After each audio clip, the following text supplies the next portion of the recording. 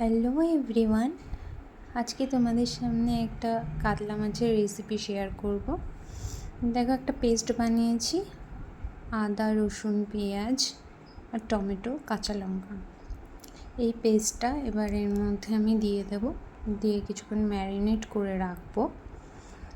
এর মধ্যে এবার দিলাম সর্ষের তেল, নুন, হলুদ, জিরে গুঁড়ো, ধনে গুঁড়ো, এগুলো দিয়ে ভালো করে, আর একটু কাশ্মীরি লঙ্কার গুঁড়ো দিতে পারো, আর কেউ চাইলে এমনি লঙ্কার গুঁড়ো দিতে পারো। তো আমি এখানে কাঁচা লঙ্কা দিয়েই রান্না করব, তাই আমি আলাদা করে শুকনো লঙ্কা ইউজ করিনি। এইটা যেটা দিচ্ছি এটা কাশ্মীরি লঙ্কার গুঁড়ো ইউজ করেছি। এটা দিয়ে এবার ভালো করে হাত দিয়ে মিশিয়ে নেব, দিয়ে 5 মিনিট মতো এরকম ম্যারিনেট করে রেখে দিতে হবে।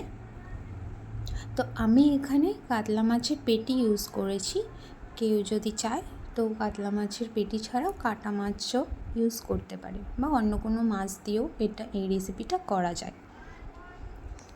তো একদম সিম্পলভাবে আমি রেসিপিটা করছি।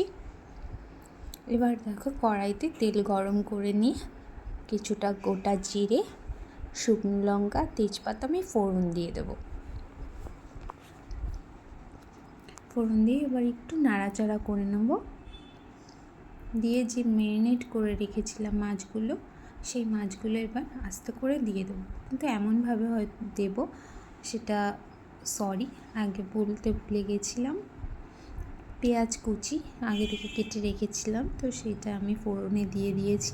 এবার এটাকে ভালো করে লাল লাল করে একটু ভেজে নেব। এরপর যে ম্যারিনেট করা মাছগুলো রয়েছে, সেই মাছগুলো লাল লাল করে ভাজা হয়ে গেলে তারপরে সেই মাছগুলো আমি এখানে দিয়ে দেব।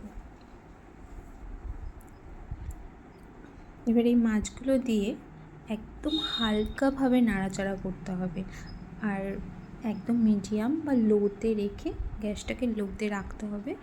হালকা হাতে নাড়াচাড়া করতে হবে যাতে মাছগুলো ভেঙে না যায়। দিয়ে এবার কিছুক্ষণ ঢাকা চাপা দিয়ে রান্না করতে হবে মাছটাকে সিদ্ধ হওয়া পর্যন্ত। জল প্রথমেই আমরা ইউজ করব না, অল্প অল্প করে নাড়াচাড়া করে ঢাকা দিয়ে যে জলটা এমনি বেরোবে সেটাতেই মাছটা রান্না হবে। এবার কেউ যদি এক্সট্রা জল দিতে চাও তাহলে হালকা অল্প জল দিতে পারো, যেহেতু এটা একটু হালকা গ্রেভি হবে, বেশি ঝোলও হবে না, একদম গামাখাও হবে না, মোটামুটি হবে। তাই জন্য আমি একদম নর্মালি রেখেই ঢাকা চাপা দিয়ে রান্না করেছি। এবার নামানোর আগে একটু গরম মশলার গুঁড়ো, আর কেউ যদি ধনেপাতা খেতে চাও তাহলে ধনেপাতা দিয়ে ছড়িয়ে নামিয়ে নিতে পারো। কেমন লাগলো এই রেসিপিটা অবশ্যই